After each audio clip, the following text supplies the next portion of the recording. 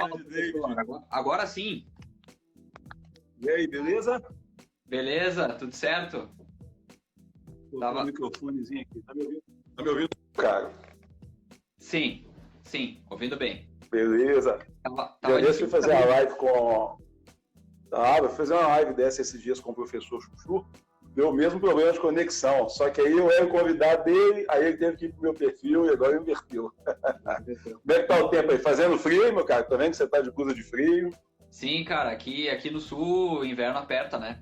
Aqui é duro mesmo frio. No inverno faz frio bastante, assim, não tem moleza. Bacana. Aqui tá um friozinho também, mas tá um pouco legal.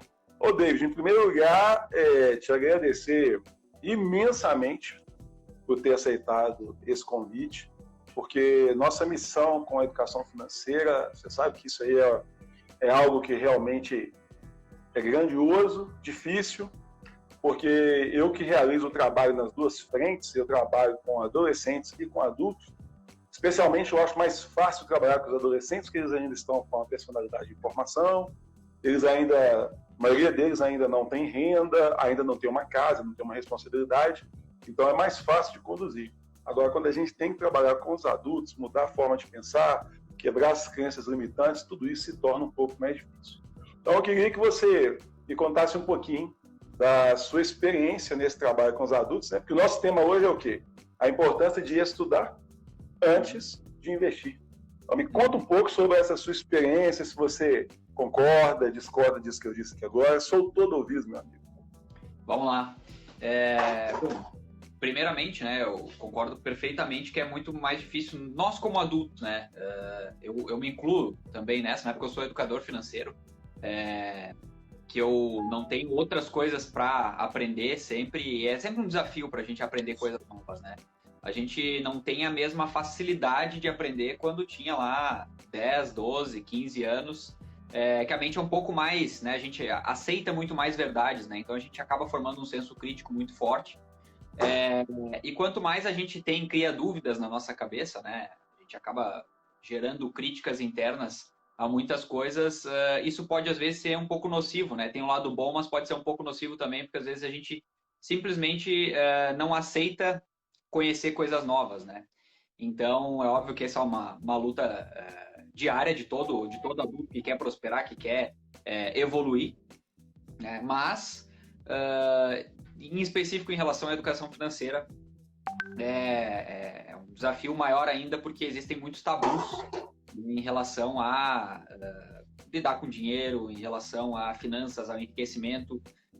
A gente ainda vive numa sociedade, em especial aqui no Brasil, que tem muitas barreiras em relação a isso, né? A gente tem muitas ideias, muitas crenças que acabam limitando o próprio ato de ganhar dinheiro, a própria forma de como ganhar dinheiro, de como ganhar mais dinheiro, e a forma com que é vista, com que a sociedade vê pessoas que têm mais dinheiro, com que a sociedade vê pessoas que estão prosperando, enfim, né? Isso acaba às vezes sendo uma desculpa, né? Muito fácil para a gente simplesmente não avançar.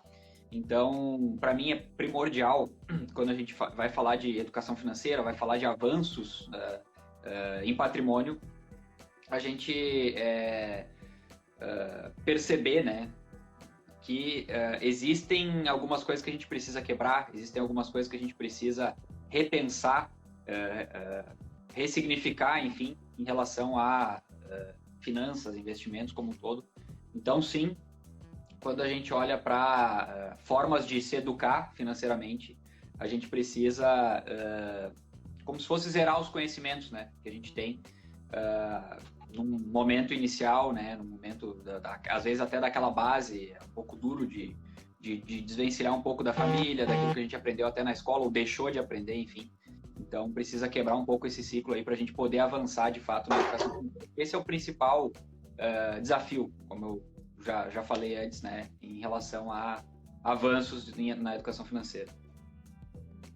É uma famosa reprogramação mental. Eu tenho até uma preocupação muito grande com isso, David.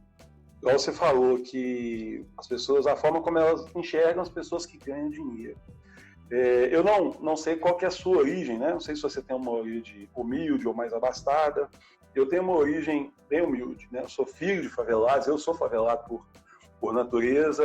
E quando eu decidi, por exemplo, fazer curso superior, me recordo claramente alguns parentes dizendo algo do tipo assim, os filhos da Marina são metidos a ricos. Esse negócio de fazer faculdade é coisa de rico. Isso aí não é pra gente. Então as pessoas acabam colocando na cabeça delas coisas do tipo, isso é para uma classe, isso é para outra. E eu discordo veementemente. Tudo que está aí está para todo mundo. Depende de qual que é o seu objetivo, depende do que você quer alcançar, depende aonde você quer chegar. Hoje mesmo, conversando com um aluno meu, ele me fez uma pergunta, cara, que achei emblemática. Ele falou assim, professor, mas você acha que o curso superior, ele ainda muda vidas? Minha resposta, pensei um pouquinho e eu falei para ele assim, sim e não. Porque eu, por exemplo, que tenho 44 anos, nasci em 76, eu sou de uma época, David, que aqui em Belo Horizonte, eu estou aqui em Minas Gerais, você tinha aqui a PUC e a UFMG. Então, quer dizer, vamos pegar um curso, sei lá, de engenharia, por exemplo. A cada final de ano, a UFMG colocava 60 engenheiros no mercado e a PUC colocava mais 60. Então, são 120 profissionais para um mercado grandioso que, teoricamente, é um número muito pequeno pela demanda. Então, se você leva em consideração a lei da oferta e lei da demanda, então os salários vão estar lá em cima. Então, o que acontece? Isso seria muito bom, mas a partir do momento que o MEC credenciou um número muito grande de universidades, aumentando a oferta de cursos, pela própria lei da oferta e da demanda, a coisa começa a inverter. E aí as pessoas começam a abrir a mentalidade e entender o quê? Não é que a gente fala que o curso superior é bom ou é ruim. Eu tenho curso superior, você tem curso superior, nós sabemos o diferencial que isso fez. Mas hoje, a gente vê aí moleque de 16 anos destruindo, por exemplo, com o marketing digital, que é um conhecimento adquirido ali na própria internet, que não deixa de ser uma faculdade, na minha opinião, e fazendo muito dinheiro, e muitas vezes até mais do que os pais, entendeu? Só que quebrar esses conceitos na cabeça das pessoas hoje é muito difícil, porque o modelo do dinheiro que a gente recebe, que a gente vai herdando, né? Nossos pais herdaram dos nossos avós, e nós herdamos dos nossos pais. Cara, é o maior desafio, na minha opinião. As pessoas precisam entender o seguinte, você tem que conhecer qual que é seu talento, qual que é a sua habilidade, qual que é a sua aptidão. Porém, se o recurso que você ganhar com isso, você não souber trabalhar, de nada vai adiantar, porque você vai levar a vida inteira, aí não tiver mais força. Chegar aqui, e aí? Como que fica a sua situação? Se não aprender a fazer o dinheiro trabalhar para você, certo? Antes de conversar contigo aqui, eu fiz uma postagem falando para as pessoas assim, a importância de medir, né, quanto que falta para a sua independência financeira, que é pegar a sua renda passiva e dividir pelo seu padrão de vida. E são alguns conceitos que a gente acha que, para nós que já estamos estudando isso o tempo inteiro, que são simples, mas as pessoas ainda continuam, pô, eu não sabia disso, eu nem me ligava. Como que você lida com a galera, assim? Que eu acredito que deve acontecer com você, que acontece comigo, né? Ô, David, qual ação que eu compro? Ô, David, onde que eu coloco? Rola isso contigo também? Será que isso é uma coisa comum de acontecer com o educador? Muito. É até um fenômeno isso aí, né? Eu costumo sempre falar, vez ou outra, toda semana eu dou uma pincelada, né? Comentando com o pessoal que eu não transmito recomendações, né? O intuito do meu canal no YouTube, o intuito do Instagram aqui, enfim, é sempre educar financeiramente, né? Então ajudar as pessoas a criar base financeira, teses de investimento, a melhorar os seus recursos, né? Administrar de uma maneira melhor os seus recursos, aumentar a renda, diminuir despesas, cortar coisas desnecessárias. Então é sempre uma ideia de educar melhor financeiramente, né? Só que as pessoas elas querem buscar o atalho, né? E até eu estava num bate-papo agora interessante com o Saulo lá no Twitter. Que Saulo também é educador financeiro, né? E aí até comentei um tweet dele agora há pouco, onde a gente falava sobre portfólio, né? De investimentos e sobre produto. Então, só pegando esse gancho aí que você falou, né? Sobre os pedidos de recomendação, as pessoas querem que você diga simplesmente, cara, qual é a ação que mais vai valorizar agora? Só me fala isso. Qual que é a próxima Magazine Luiza? Qual é a próxima nova Magalu, né? E aí esses dias me perguntaram, né, uma pessoa, eu até ia tirar um print para repostar, mas no fim depois eu não quis expor, né? Eu não ia expor a pessoa, mas ela talvez ia se sentir chateada por mesmo eu apagando quem era pela menção, né? Mas a pessoa me perguntou, foi muito criativo até, né? Eu queria só que você me falasse as 10 ações que você compraria hoje, se você fosse investir, para eu poder fazer isso na minha carteira também. Só isso, só as 10 ações. Né? E as pessoas não entendem que o que manda no jogo é o portfólio, né? É a composição da carteira em si. E para montar uma carteira, um portfólio, você precisa, mais do que conhecer as ações do momento, conhecer a si próprio. E é isso que as pessoas acabam não levando em conta e ignorando. E aí quando a gente fala que, cara, você tem que se conhecer melhor, você tem que entender por que essa ação pode ou não ser boa para você. Por que na composição da sua carteira não faz sentido botar mais um banco? Né? Por que não faz sentido, aquela ação está descontada e tal, mas faz sentido você botar no seu portfólio essa ação, né? Ou investir em determinado investimento, né? Colocar o dinheiro, fazer uma mudança de alocação, enfim, faz sentido na composição como um todo? Né? É isso que você precisa se perguntar. Né? Por que eu vou investir nessa ação? O que bem ela me faz? Enfim, as pessoas querem exatamente como o Ronald comentou ali, um resultado de curto prazo, elas querem um milagre às vezes, né? Só que, na verdade, quanto mais o milagre você busca, mais em armadilha você cai, né? Tá aí diversos, né? Os cursos de trader, por exemplo, vendem muito, muito, muito, muito. Mas não é porque, sei lá, ser day trader é ruim, enfim. Eu conheço gente que ganha dinheiro, embora seja muito, muito raro. Mas eu conheço gente que ganha dinheiro com day trade também, enfim. Mas é aquela promessa de dinheiro rápido, né? De dinheiro fácil. Olha, ganha todo mundo quer o atalho, né, meu cara? O atalho, tanto por dia, tanto por dia. Então, acaba que esse tipo de armadilha, né, que a gente vê muito por aí, vendido como produto, inclusive, acaba pegando muitas pessoas justamente por aquela questãozinha da ganância, né? Que todo ser humano tem um pouquinho de ganância, né? Só que alguns conseguem controlar e outros não. Então, esse é o ponto principal, né? Eu não sei se eu comentei com você, mas eu tenho alguns superpoderes, sabe? Cheguei a falar com você isso? Não. Eu tenho alguns superpoderes. Um dos superpoderes que eu tenho é o da adivinhação. Então, o pessoal vai achar que é sacanagem, que isso foi combinado, né? Mas eu imaginei que você fosse tocar nesse assunto do day trader. Aí eu deixei separado aqui, ó. Olha você aí. Conhece? Aprenda a operar no mercado de ações com o Dr. Alexander Elder. A primeira metade desse livro aqui, ela trabalha exatamente o psicológico necessário para que você possa ser uma pessoa que tenha controle e equilíbrio dentro do mercado de ações. E é um trabalho tão bem feito, um trabalho tão bem estruturado, que as pessoas só vão... Eu só entendi, que eu já li esse livro tem muito tempo, e antes de operar, eu só entendi o que ele falou da força quando eu entrei, comprei papéis na época, que eles derreteram 50%. O estado emocional que eu fiquei, eu estou te falando assim, de todo o coração. Já tem alguns anos isso, mas eu fiquei num estado emocional que me marcou profundamente até hoje.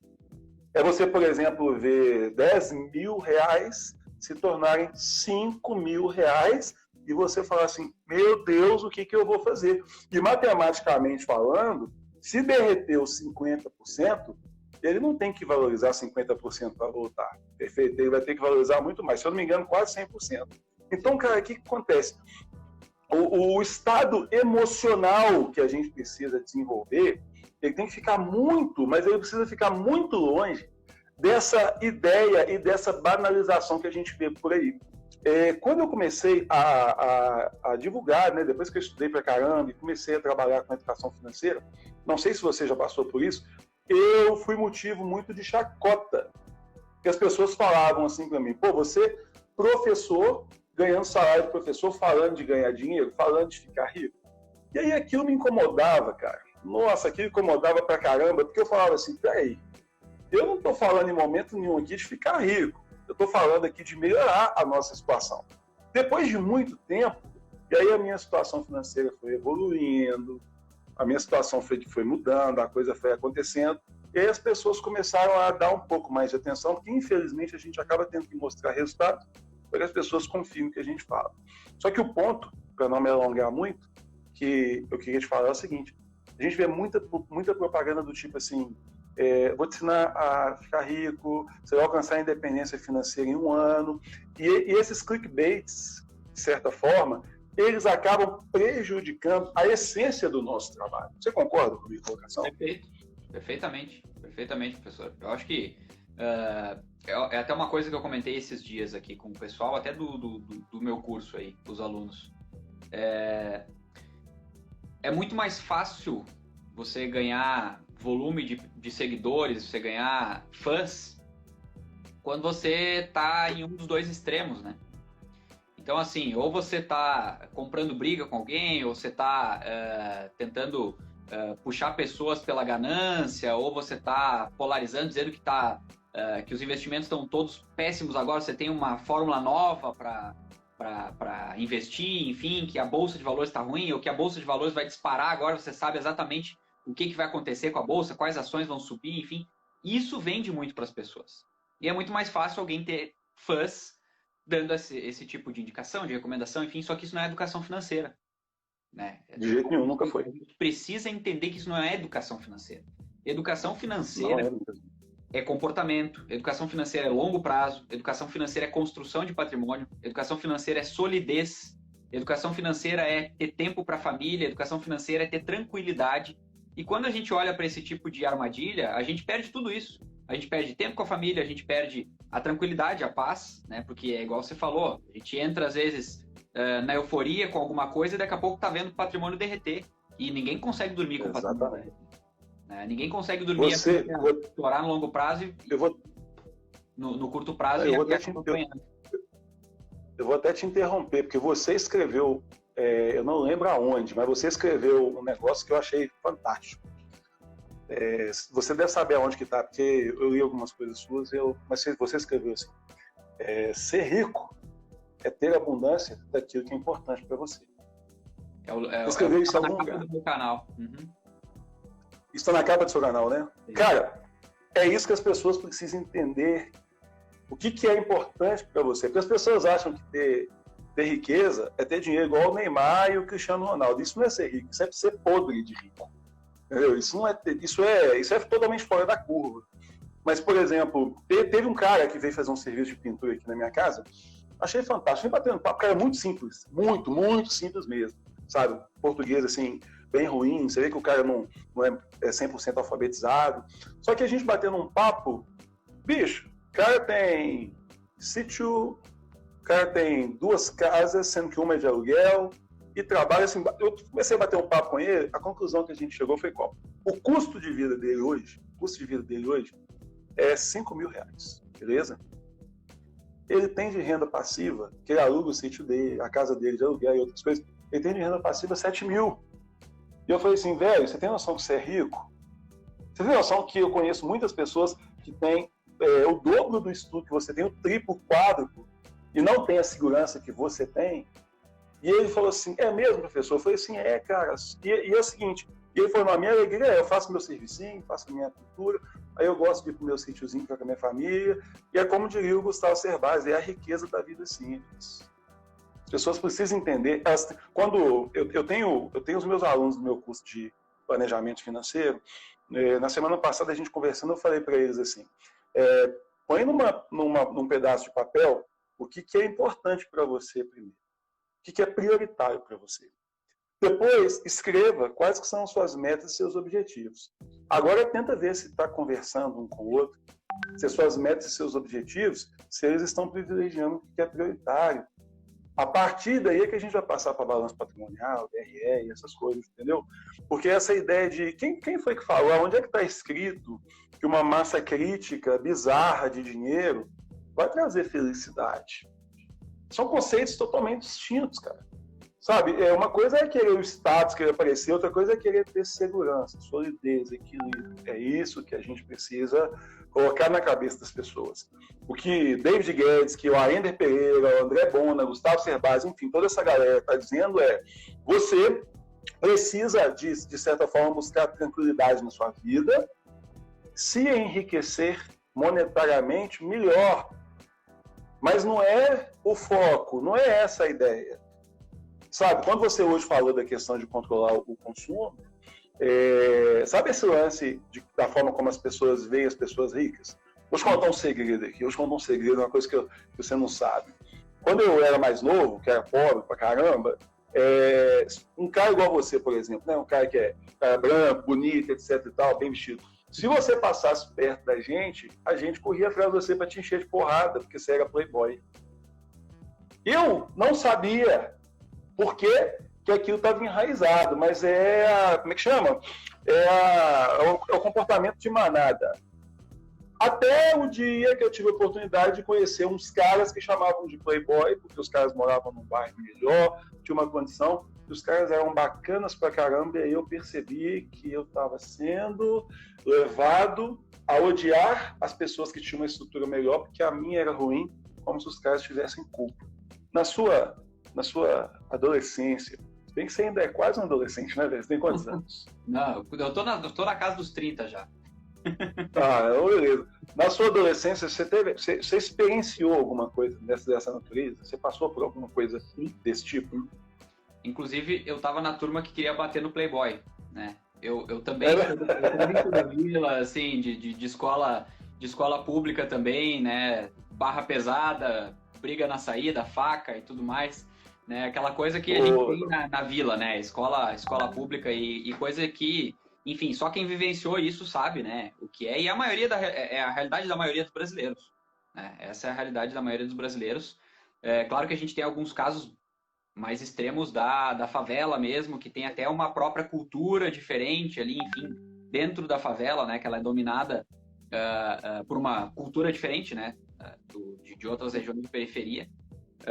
Mas, assim, eu também cresci pensando que o cara rico era um cara safado, né? O cara rico era um cara que, enfim, roubava do pobre, né, escravizava o pobre e aquela coisa toda.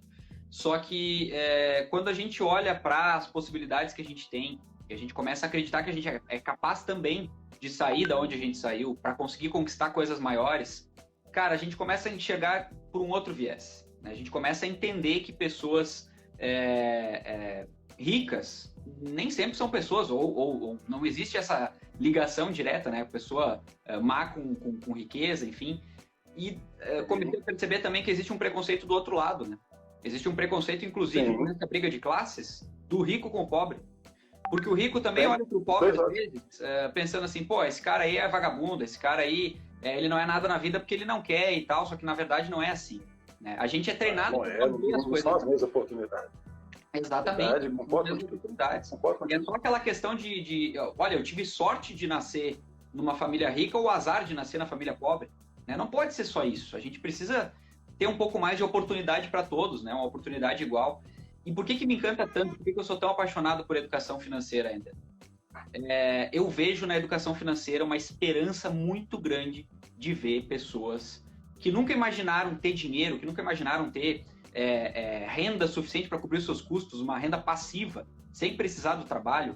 Pessoas que nunca imaginaram poder criar opções que elas não enxergavam antes, né? Por exemplo, eu posso escolher com o que trabalhar. Se eu construir uma condição de escolher com o que eu quero trabalhar, né? Não é aquela questão de gerar renda passiva simplesmente para não precisar mais trabalhar, né? Eu, por exemplo, nem me vejo não trabalhando. Mas aquela posição de poder escolher o que você vai fazer, cara, isso é fantástico. Exatamente. E conquistar essa condição não é tão difícil. Basta sim a gente tem que brigar muito contra a cultura. Sim, tem que brigar muito contra a cultura. Para o pobre é muito mais difícil, milhares de vezes mais difícil. Agora, sim, com certeza. Quando a gente começa a pensar que existe a possibilidade, existe a chance, e eu preciso cumprir alguns requisitos, eu preciso seguir com alguns protocolos ali de olhar para as minhas finanças com um olhar mais crítico, eliminar gastos, buscar uma renda maior, buscar ter inteligência financeira, investimentos, né, fazer o melhor que eu posso com o meu dinheiro e com a minha educação em si, né, não buscar só a educação no meio tradicional, mas eu diria que a educação é fundamental, só que quando a gente olha só para a educação, aquela que a gente tem, né, de cronograma escolar, enfim, né, a gente sai da escola, vai para a faculdade, enfim, não é só isso. A faculdade é muito positiva, mas não é só isso. A gente precisa estar o tempo todo aprendendo. É isso que faz uma pessoa, de fato, crescer, uma pessoa evoluir, inclusive financeiramente, para mudar de vida, de fato. Né? Eu posso dizer, assim, que dentro da condição que eu consegui construir, eu comecei a trabalhar com 14 anos. Né? Eu com 13, hein? Ó, então tá muito parecido. Tá muito parecido aí na... Tá pertinho. Né? Tá pertinho. E, cara, quando a gente começa a trabalhar desde cedo, assim, é difícil enxergar diferente também. Porque a gente começa chão de fábrica, fazendo o que ninguém quer fazer, aquela coisa toda. Né? Às vezes não, quase sempre contra a vontade, né? Olhando no relógio, a hora não passa. Hoje eu olho no relógio, a hora passa rápido demais. Né? Minha vida tá assim, mudou. Só que até você sair daquele ciclo, que é a roda dos ratos, né? Eu trabalho, eu tô ali no sacrifício, eu não queria estar ali, mas eu tô por obrigação. E aí essa obrigação é simplesmente para chegar no final do mês eu conseguir pagar as minhas contas e começar tudo de novo, né? Na verdade não para a roda. Aí depois eu entro em fevereiro sonhando com as férias de janeiro de novo, né? Pensando na segunda-feira, pensando na sexta final do dia. Então, cara, isso não é vida. Isso não é uma vida que eu gostava de ter, então eu gosto de tirar todo mundo dessa ideia, pelo menos, né? Cada um trabalha com o que quiser. Isso é um ponto. Mas eu acho que é muito justo, é muito nobre a gente conseguir gerar escolhas para as pessoas, né? O nosso trabalho é fundamental para isso. E as pessoas que buscam isso, cara, elas se destacam demais. As pessoas que estão, por exemplo, aqui na live, né? Estão se dispondo a assistir a live. Elas estão dispostas a isso, é isso que elas querem, isso que elas querem construir, ou melhorar, ou embasar mais, ou aumentar patrimônio para poder gerar escolhas, para poder ter mais qualidade de vida, para poder ter mais tranquilidade, para poder ter mais momentos com a família, né, para poder aproveitar mais a vida de fato, porque os anos vão passando, e se a gente não endireitar, não arrumar a nossa vida, não arrumar o rumo, a prumada da vida, simplesmente os anos passam e a gente vai vendo eles passar sem poder construir aquilo que talvez fossem os nossos sonhos, a gente acaba deixando eles morrer, simplesmente porque a vida, né, o dia a dia, a sociedade enterra eles. Então é isso que não pode acontecer. Eu brigo muito para que se construa uma condição de vida que as pessoas sonham de fato, que as pessoas querem, que as pessoas almejam. E essa construção não vem do milagre, né? Às vezes até o pobre fica um pouco mais vulnerável à questão do milagre, né? Cara, eu preciso jogar na Mega Sena para mudar a vida, virar a página. Só que não é assim, né? Não é assim que a gente constrói a coisa. Então tem que ter um pouco mais de paciência, tem que ser meticuloso. É aquela questão da educação, da inteligência financeira de fato, né? Que eu acho que a gente vem também na questão de educação financeira, acho que a gente vem da mesma escola, tá? Somos sim. Eu tive o prazer e a oportunidade, né, de ser aluno, né, desse cara aqui. Eu também. E hoje nós somos amigos. Isso é muito importante para mim, né? Porque quando você é aluno de uma pessoa e depois você se torna amigo pessoal dessa pessoa, as coisas facilitam bastante. A Underline Azeredo, ela fez uma colocação ali no comentário dela que eu considerei muito importante. Ela falou assim, olha, isso devia ser matéria obrigatória nas escolas. Agora a BNCC determinou que é. Tanto é que nas duas escolas que eu leciono, tanto o Colégio Dona Clara quanto o Santa Maria, tem disciplina de educação financeira. E, cara, eu percebo, tá, dentro da sala de aula, com muita clareza, os alunos que as crenças limitantes já estão enraizadas pelos pais, às vezes você está ali mostrando um conceito, por exemplo, de passivo, de ativo, ou quando você fala assim, pô, será que aos 18 anos você realmente quer um carro? Porque vem aquele papo, né, de que, se meu filho passar na federal, ele vai ganhar um carro aos 18 anos. E aí quando você vai lá e destrincha o que representa um carro, porque é muito bom, cara, é muito legal, é gostoso pra caramba. Eu queria, você também queria, ter um carro com 18 anos, se não tivesse que ser eu o responsável pelas custas dele.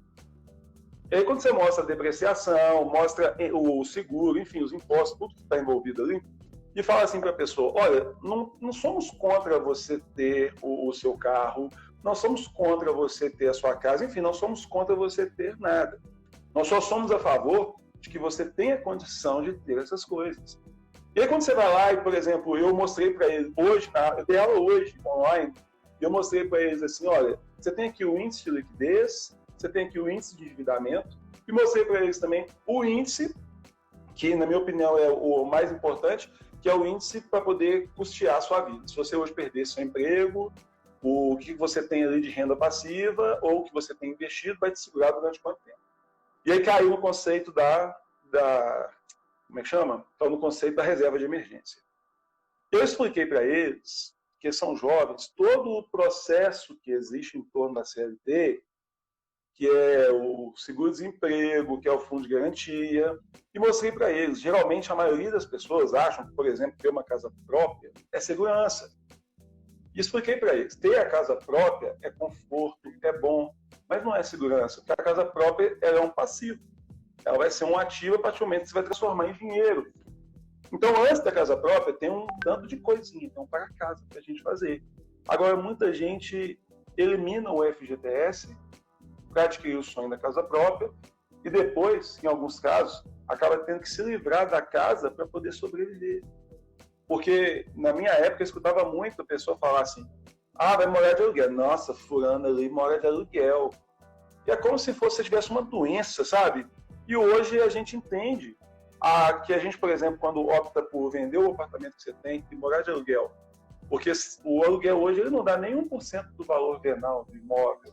Então, a diferença que você consegue nesse valor entre o que você pagaria no imóvel que tivesse financiado aí por 30 anos e você aprendendo a investir esse dinheiro com inteligência, se é da sua vontade mesmo adquirir um imóvel, você vai trocar 30 anos por 11, 12 anos. Sim. Então, o que vai acontecer? Se a gente aprende a lidar com o dinheiro de uma maneira inteligente e fazer escolhas mais inteligentes, a gente percebe, David, que a pessoa pode evitar de passar muitos anos da sua vida com parte da sua rentabilidade, com parte dos seus vencimentos mensais compromissados. Você fazer um compromisso de 30 anos é algo, no mínimo, muito arriscado por causa das imprevisibilidades que nos aguardam. E também as oportunidades que a gente pode perder. Se eu julgar Maquiavel aqui no nosso papo, né? Maquiavel define que nós temos a fortuna, que é a parte da vida que a gente não controla, e temos a virtude, que é o que nós fazemos, não para evitar que essas coisas aconteçam, mas para absorver os impactos disso. Então, o que acontece? Como eu não tenho, por exemplo, estabilidade financeira, eu posso ser demitido da empresa que eu trabalho a qualquer momento, logo, eu não vou me comprometer com dispêndios financeiros de longuíssimo prazo. Pelo contrário, eu vou me preocupar primeiro em montar um colchão, uma segurança, porque se isso acontecer, e de repente eu tiver de saco cheio daquele meio que eu trabalho, daquela atividade que eu exerço, eu posso ter até tempo de fazer um curso de capacitação e mudar, certo? Você já tirou, por exemplo, o CFP, né, por exemplo. O tanto que a gente tem que estudar para poder tirar o CFP. Vamos só discutir esse ponto. Tanto que a gente tem que estudar. Só que no processo de formação que a gente está estudando para poder tirar o CFP, você percebe com muita clareza que aquilo dali é uma discussão de vida. É como se todo mundo tivesse que ter um CFP, cara. Sim. Sabe? Só que aí a gente sabe que não é todo mundo que está interessado, que não é todo mundo que está assim, e é onde a gente chega e abraça esse compromisso de fazer isso. Eu tenho uma coisa também, eu vou emendar um assunto no outro, falando igual pobre na chuva, né? Mas é esse mesmo. Eu vou emendar um assunto no outro, que é o seguinte, esses dias eu estava vendo alguns vídeos e eu vi o pessoal falando assim, esses caras aí querem só vender curso. Eu comecei a pensar, peraí, velho, quando eu entrei na escola, no ensino fundamental, que foi até o 9º ano, o que é o ensino fundamental? É um emaranhado de cursos organizados de forma a construir meu conhecimento. Quando eu entrei no ensino médio, mesma coisa. O que é a faculdade? É um conjunto de cursos que eu pago por eles para ter um aprendizado. Então, qual que é o problema do cara que está ali na internet vendendo curso? O cara quer ganhar dinheiro. Meu amigo, mas ele vai ganhar dinheiro vendendo curso, mas o valor que ele está produzindo ali também vai te possibilitar mudar o seu patamar. Então, quer dizer, é uma mentalidade da galera que está ligada com o início da nossa conversa. Você não consegue produzir nada de valor que possa mudar a vida das pessoas. E quando alguém produz, você vai lá e ataca. Queria que você comentasse esse ponto. Não sei se você já fez uma reflexão sobre isso, se isso já te incomodou. Eu, inclusive, David, eu demorei para ter coragem de oferecer um curso meu de educação financeira, com medo das pessoas terem essa visão e achar que tudo que eu estava falando era só para vender curso. Somos dois, professor. Eu desenvolvo um trabalho online aí já há um ano, né? Só online. Eu venho de consultor financeiro. E quando comecei a prestar consultoria financeira, as pessoas foi de graça no começo, justamente para eu poder ver como é que eu desempenhava, qual era o feedback que eu tinha das pessoas, se eu estava conseguindo passar uma metodologia interessante, inteligente, enfim, se eu estava conseguindo ajudar de fato as pessoas, porque eu de maneira alguma iria interferir na vida de alguém se eu não soubesse que eu estava conseguindo gerar muito valor para a vida das pessoas. E aí eu só comecei a cobrar por isso quando eu tinha certeza que eu conseguia gerar valor. Quando as pessoas falavam, cara, tu tem que cobrar e tem que cobrar tanto. Tem que começar cobrando tanto porque isso aqui vale. Aí eu falava, não, vou ser mais conservador, vou cobrar 1/3 disso, né, para começar, porque eu quero ainda que as pessoas percebam o valor. Então a gente tem todo um trabalho de base para querer ajudar as pessoas, para ter certeza que vai ajudar as pessoas, vai conseguir entregar muito mais valor. E a pessoa que pensa, que eu penso sobre isso, tá? A pessoa que pensa enfim, quem está criando um curso, quem está tentando ajudar as pessoas com um curso, está fazendo aquilo com o intuito principal de tentar ganhar dinheiro, é óbvio que a gente vai ganhar dinheiro dando um curso, porque é o trabalho da gente. É a mesma coisa que é o trabalho da gente. Falar assim, olha, você é um pilantra porque você pede salário, né, para trabalhar, onde é que já se viu? Né? Trabalhar por salário. Trabalha de graça aí. Vai na sua empresa trabalha de graça. Trabalha de graça, né? Ainda quero conhecer alguém que trabalha de graça. Mas eu digo mais. Eu já fiz a burrada de dar consultoria de graça para pessoas depois de um tempo, por me compadecer às vezes das pessoas falar, cara, eu vou ajudar essa pessoa e tal. E em algumas vezes as pessoas que poderiam pagar, mas eu falei, cara, eu quero ajudar a pessoa, beleza. E eu já fiz a burrada de fazer de graça e a pessoa jogar simplesmente no lixo. E aquele que pagava mais caro para fazer era a pessoa que mais dava valor para aquilo porque ela estava pagando e aquilo, sabe, era importante para ela. Então ali eu percebi uma diferença muito grande. Eu já fiz curso de graça também. Já fiz curso inteiro de graça. Agora, se me perguntar qual é o valor que você deu para o curso de graça que você fez versus aquele curso muito caro que você pagou, eu falar, cara, não dá nem para comparar. Aí se eu parar para pensar, às vezes a qualidade pode ser até a mesma. Mas é porque eu paguei, e porque eu paguei às vezes até caro, né, que eu vou conseguir dar um valor muito maior. Então, assim, exatamente... Mas quando você fez isso, você esqueceu do princípio básico de valor e preço. Você deixou o seu sentimento aflorar e esqueceu a diferença entre valor e preço. Exatamente. Então, esse é o principal ponto. Esse é o principal ponto. O valor que se entrega em um curso, e digo mais, vamos fazer uma reflexão, assim, sobre, rapidinha, né, sobre faculdade, tá? Não estou dizendo que faculdade é ruim, eu sou formado, enfim, não me arrependo em nada de ter feito faculdade. Só que eu acho que tem uma coisa muito injusta na faculdade, que é o seguinte, a gente paga um preço fechado para fazer um monte de cursos embutidos dentro do curso de economia, por exemplo, que eu fiz, que eu sou obrigado a fazer aquilo ali. Não é uma escolha minha. Para eu ter o diploma de economista, eu preciso passar por uma série de disciplinas, de matérias, de cursos dentro daquele curso, que sequer vão ser úteis para mim, de fato, né? Às vezes é enrolação. Eu, por exemplo, não me adapto à metodologia do professor, eu não gostaria de ter aula com aquele professor, mas eu sou obrigado. E eu pago muito, muito caro. As pessoas não se dão conta disso. Aí eu vou comparar, por exemplo, uma faculdade que custa lá 80 a 100 mil reais, né? Hoje até mais caro, enfim, na minha época era mais ou menos isso aí. Sim, com certeza. Mas vamos botar lá 100 mil reais, né? Para fazer um monte de coisa que daqui a pouco eu vou aproveitar de fato, vai ser muito bom para mim, 40% do curso. O resto, vamos lá, vamos combinar, né? Que o resto do curso a gente faz, vamos combinar. Acaba sendo bom, mas aí 60% o professor não era bom, a didática era ruim, o professor sequer ia para a aula era matada, aquela coisa toda. É uma coisa que a gente não pagaria se fosse avulso. Aí aparece um curso extremamente direcionado para aquilo que eu quero para minha vida. Cara, eu quero mais educação financeira, eu quero melhorar o meu entendimento sobre carteira de investimento, sobre isso, sobre aquilo. Aí vem a professora Ender e fala, cara, sei lá, R$1.000 esse curso aqui, e vai te entregar isso, isso e aquilo, são X tempos de curso, tantas aulas e tal. Pô, professor, tá querendo ficar rico? Pô, professor, é muito caro esse curso. Né? Então, a percepção de valor que se tem é muito deturpado, né? Na nossa mentalidade... E é uma coisa que você está entregando pontual, você está entregando, cara. Exato. Você está entregando pro cara. Não tem relação, não. O conteúdo todo é direcionado. E tem garantia, inclusive, né? Porque, por exemplo, quando eu fazer o meu curso, eu tenho tanta convicção da qualidade do curso, de tudo que se entrega no curso. Quando eu montei ele, formatei todo ele, falei, cara, eu quero, primeiro, entregar muito mais do que o preço dele, muito mais do que o preço. Eu quero que as pessoas saiam dele falando assim, cara, eu pagaria 4 vezes isso aqui para fazer esse curso, de novo. É isso aí. E mais, por confiar, por exemplo, eu acabei dando 30 dias peguei o prazo máximo. Garantia. Se quiser devolver 30 dias, você pode pedir seu dinheiro de volta. Exato, não gostei das aulas, cara, sem problema algum. Inclusive, eu incentivo, cara, não tá gostando do curso, faz isso, porque daqui a pouco você não tá no seu momento, o curso não é exatamente o que você imaginava, cancela o curso, né? Agora, tem que existir aquela percepção de entrega de valor, porque eu acho que a nossa missão é muito parecida, né?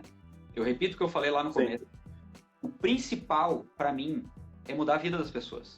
Assim como eu mudei, assim como investimentos, educação financeira mudou a minha vida, eu quero ajudar pessoas a mudarem as suas vidas, a enxergarem dessa forma, a enxergarem por esse outro ângulo, a mudar a percepção de fato. Esse é o meu propósito principal. E é por isso... assim, cara, eu consegui isso, mas para eu conseguir chegar nesse ponto, o curso tem que ser de graça, tem que devolver todo o dinheiro, e isso for fundamental, eu falo, cara, não é o problema. Né? Se é a garantia que vai mudar a sua vida, então vai sair de graça o curso. Né? Para mim não é o problema o valor, o preço do curso, aliás. O principal do curso é o propósito, né? É que a pessoa saia dali transformada, que aquilo agregue para a pessoa de fato.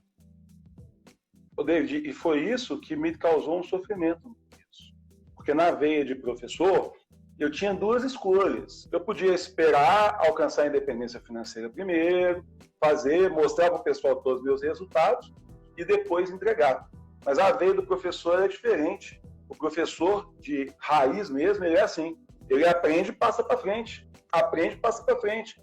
Como aquilo estava sendo muito transformador para mim, porque no passado eu percebia que quanto mais dinheiro eu ganhava, pior a minha vida ficava, porque estava elencado com as escolhas que eu vinha fazendo, né? Que eu ganhava dinheiro, então eu queria começar a fazer as coisas que eu não podia fazer antes. E que, em verdade, eu ainda não podia.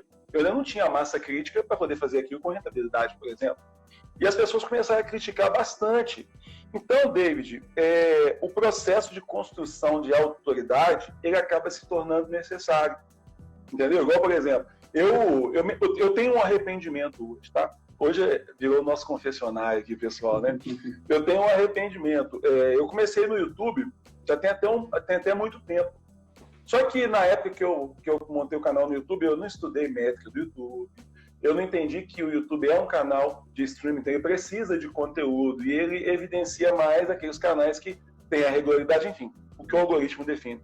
E aí, eu postei alguns vídeos que eu falei, nossa, esse vídeo ficou bom pra caramba. É aquela vibração que a gente fica, o orgulho do trabalho, que também traz uma vaidade. A gente não pode ignorar que no começo a gente fica vaidoso, aí a gente toma na cara e aprende que a humildade tem que vir em primeiro lugar.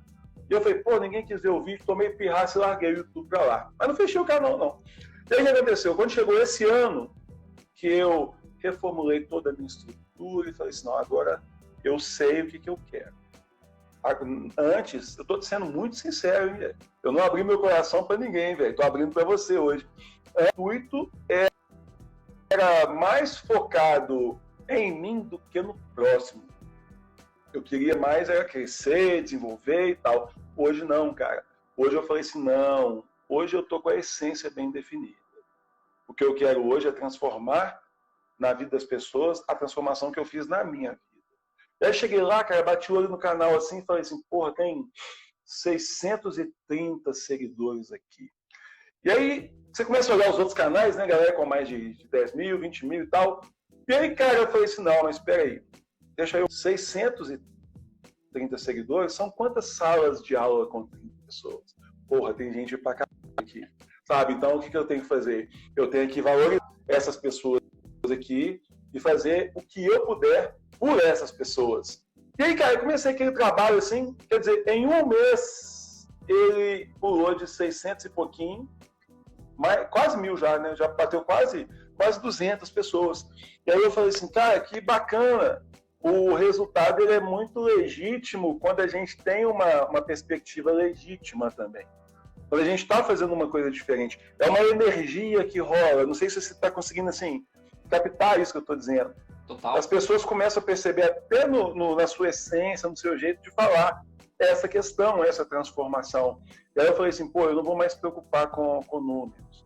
Eu vou preocupar com quem está ali, porque quem está ali está interessado no que eu quero entregar, está interessado no que eu posso fazer, sabe? E aí eu comecei, assim, a me sentir mais, digamos assim, mais feliz. Isso trouxe para mim uma coisa mais forte, me trouxe, assim, uma vontade de começar a estudar de novo. Aí, cara, eu comecei a reler tudo de novo, entendeu?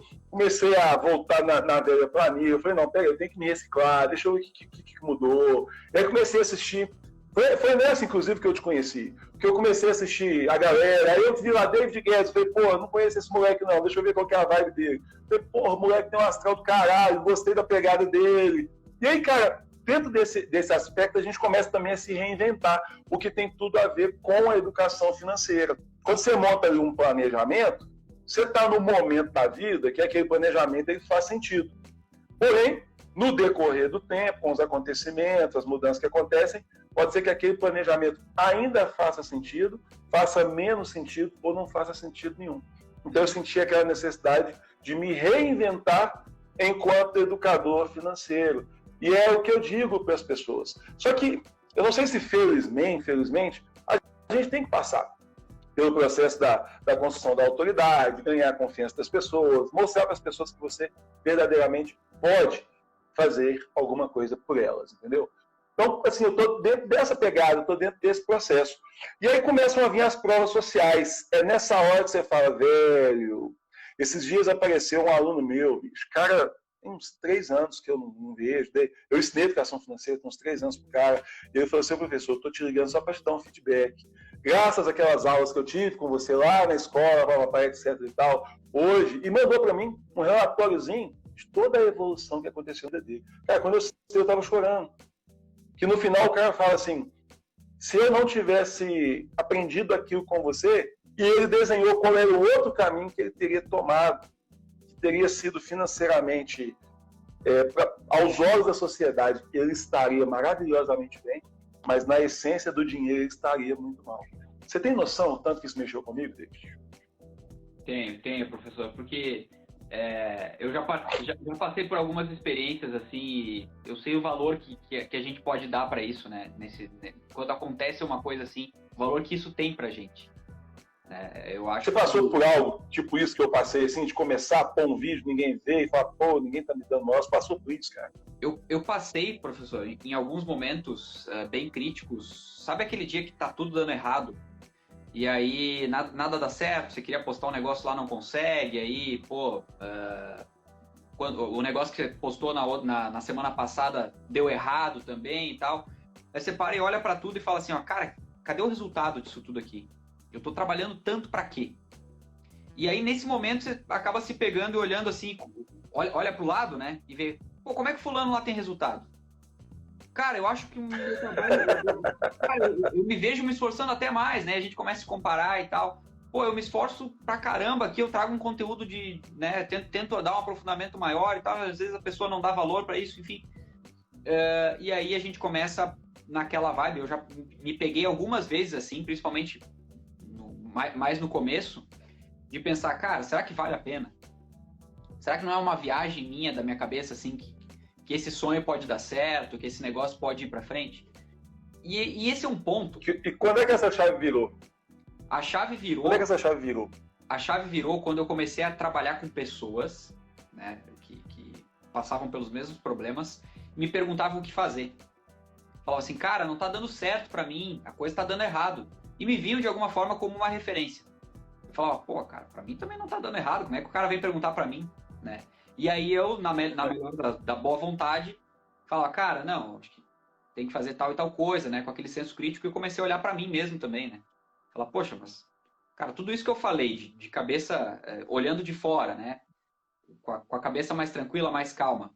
Se faz sentido tudo isso que eu falei, por que eu não aplico para mim?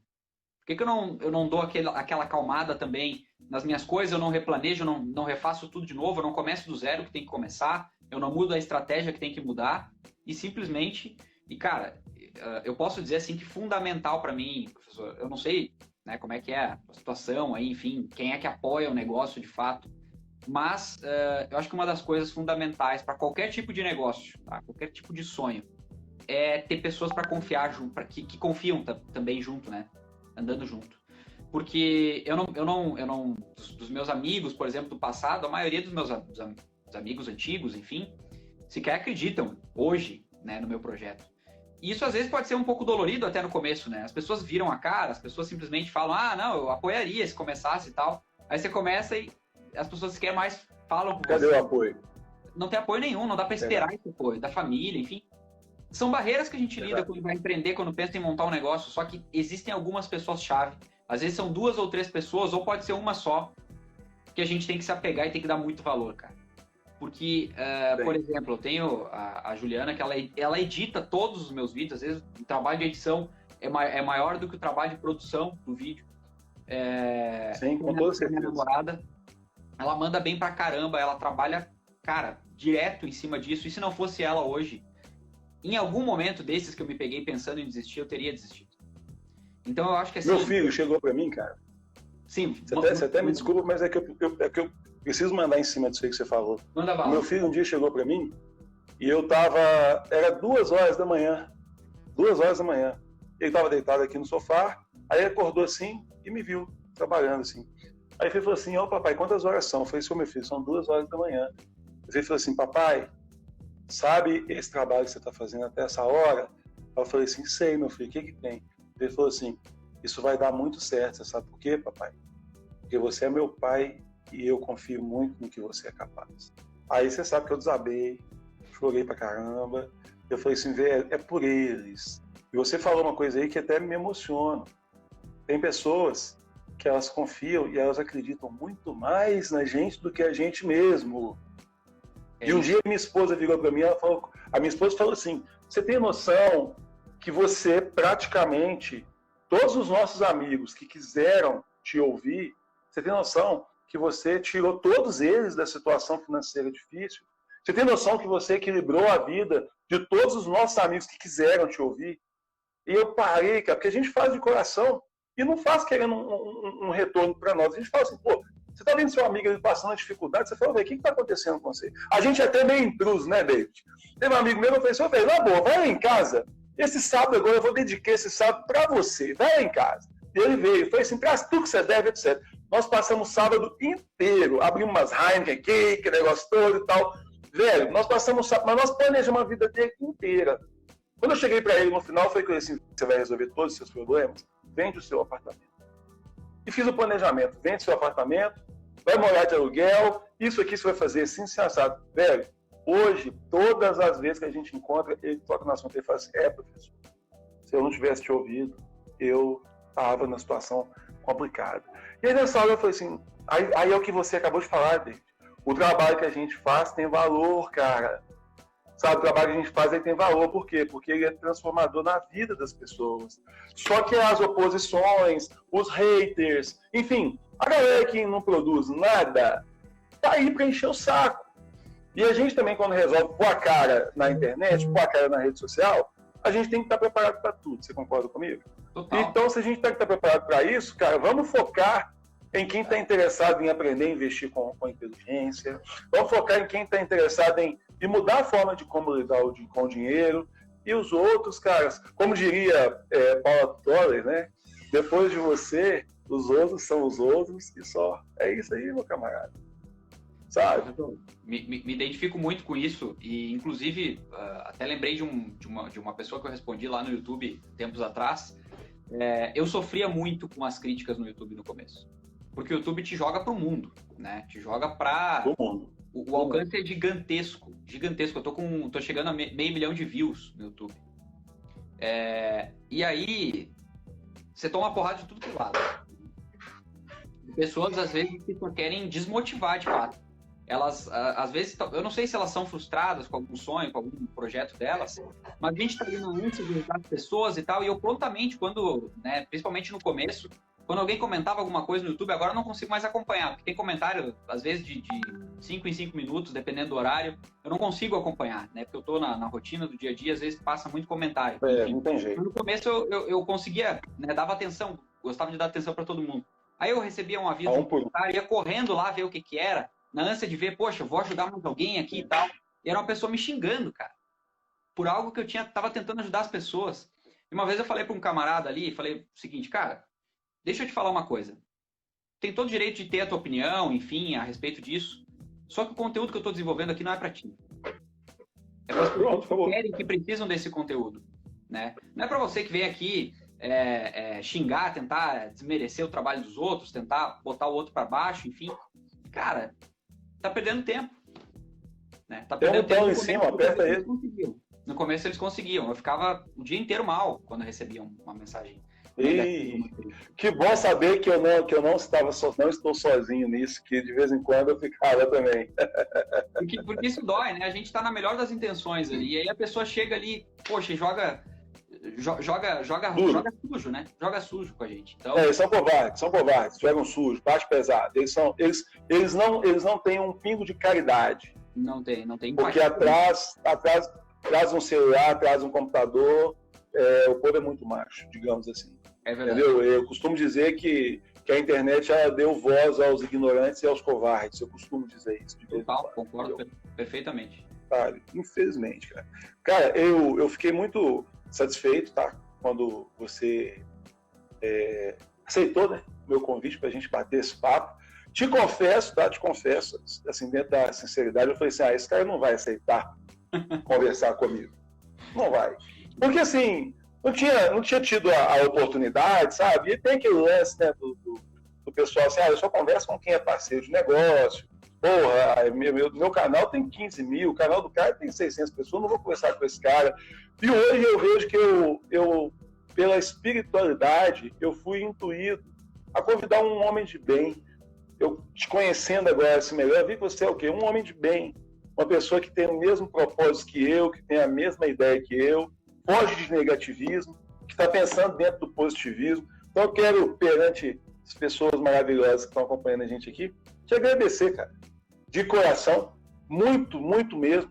Eu quero te desejar, assim, com toda a honestidade, toda a sorte, todo o sucesso do mundo, porque você é um merecedor, você é um batalhador, você é um guerreiro, e os seus princípios nobres, eles hão de ser recompensados. Então, receba de coração o meu mais sincero agradecimento por ter aceitado o meu humilde convite. Eu sou apenas um humilde professor, educador financeiro, um humilde matemático, que está tentando dividir conhecimento com as pessoas e saber que a gente é tão parecido. Fiquei muito satisfeito.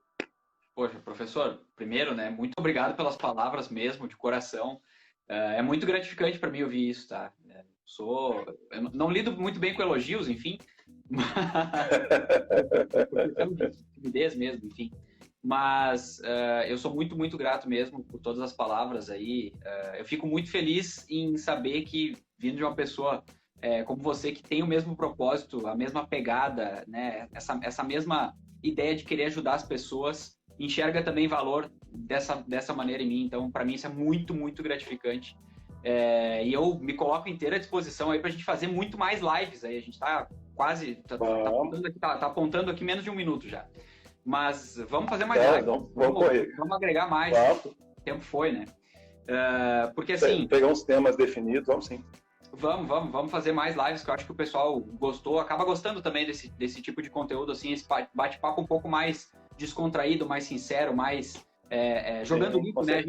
A gente não combinou absolutamente nada, né? Inclusive, foi só do convite mesmo, a gente veio direto para cá, né, professor? Então, estou muito satisfeito, enfim, com todo mundo que participou aí, agradeço todo mundo, agradeço também você por ter me convidado. Também. Foi uma honra gigante aí dividir a tela contigo. E vamos fazer isso aí mais vezes. Toda minha. Vamos sim. Te desejo paz e luz e que nosso Senhor Jesus Cristo te abençoe, viu, meu filho?